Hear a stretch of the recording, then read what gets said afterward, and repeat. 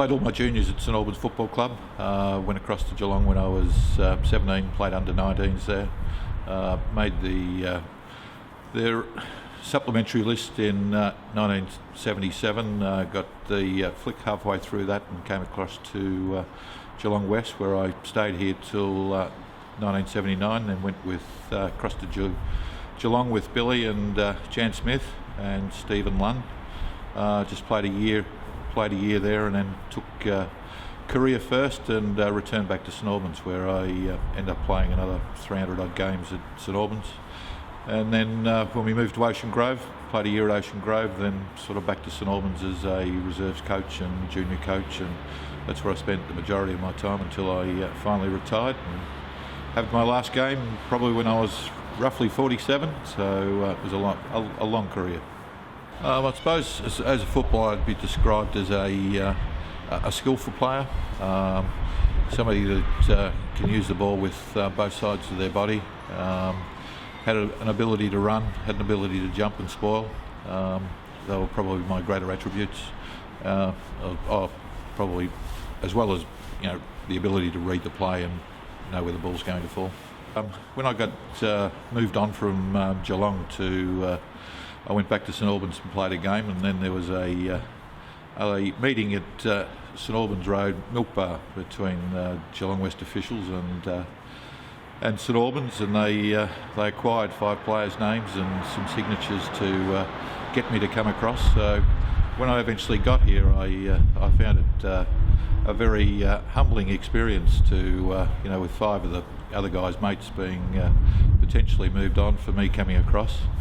That period of time for me was, I was a young dad at that stage. Andrew, my oldest, was only 2 at that particular stage, and we're just starting to get on in life. So I was struggling a lot with where I was, but the part of Geelong West that I accredit is probably my growing up as a footballer, learning a lot about life, learning a lot about life skills, and just getting an understanding. So my first year and a half, from a playing perspective, I really didn't fulfil my potential.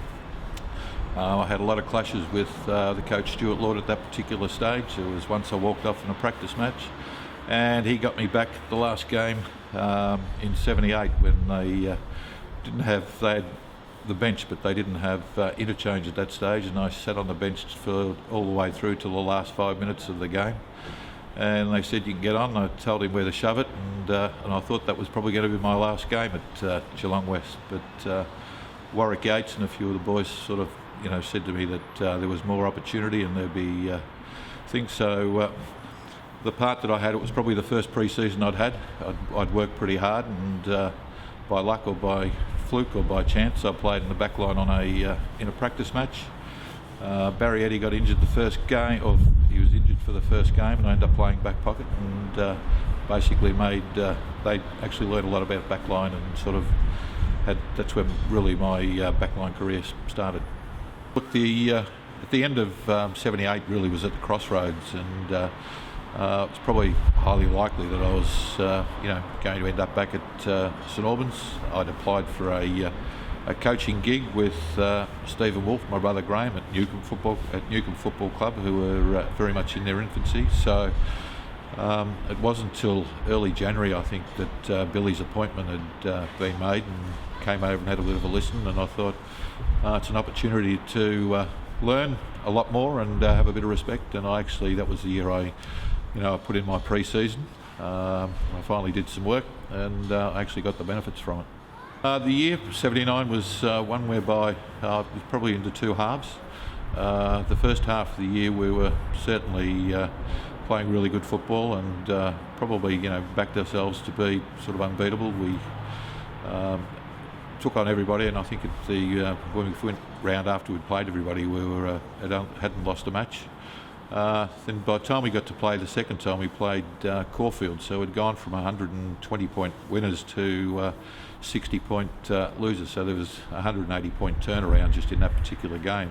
And there were a few player changes on that particular occasion, and it was a day that felt sickening to go from one strength to another. And for the rest of the year, probably felt a little bit vulnerable at certain times of games, and even though we had won some close games, I think Coburg ended up beating us again in that second half of the year. So we'd gone from playing really unbeatable football to a stage where we're suddenly vulnerable under certain occasions. The game should have been over at half time. That was the part that I remember. I was a little bit not despondent, but you sort of you're walking off the ground saying we could have been or should have been a little bit further in front. The third quarter was just an onslaught of them scoring goals and our inability to run and stop and just hold the play up and whatever else, and it was just a cavalcade of goals. The last quarter, which I've seen snippets of and whatever else, was it was just goal for goal, and it was sort of the luck came in different ways. I remember I got put on the ball in the last 10 or 15 minutes, and just to put some extra run through the centre of the ground. That was probably my first time out of the back line. So it was just, I wouldn't say I would run out of legs, but it had been a draining, taxing game, and we'd probably spent a lot of pennies in the first half and hadn't got the result. I was very fortunate that year to play what they classify today as team defence, playing next to Jan with John Friend, Ivan Russell, Mark Brown and Neil Gibson. We had a very strong relationship and worked really well together as a team, and basically had each other's back and worked really well as a very tight-knit unit. I can remember St. Albans saying to me as a junior, "Why do you want to go down and play at Geelong? There's nothing down there for you," or whatever else. And so there was and I think it was the same with a lot of local clubs, probably excluding St. Joseph's, where most of the clubs didn't want their junior players to be pushed down to Geelong. In today's age, they're pushing them down there as 14, 15-year-olds and 16s to go through the Falcon and go through those academies to get the best education and the best knowledge. So, I wasted probably a fair amount of potential, I'd say. It's a bad word. And it got to a stage where it was after 1980.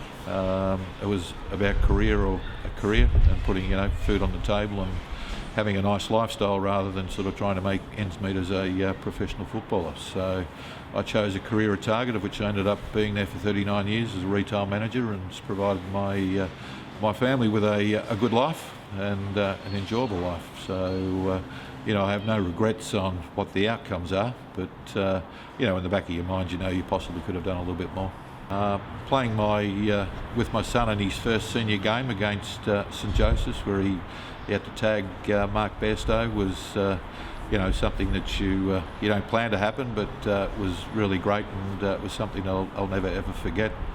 And being part of the organising committee that started the Colony Cobras Junior Football Club, that now has some 15 teams of under 14 and below, that's something I'm very, very proud of.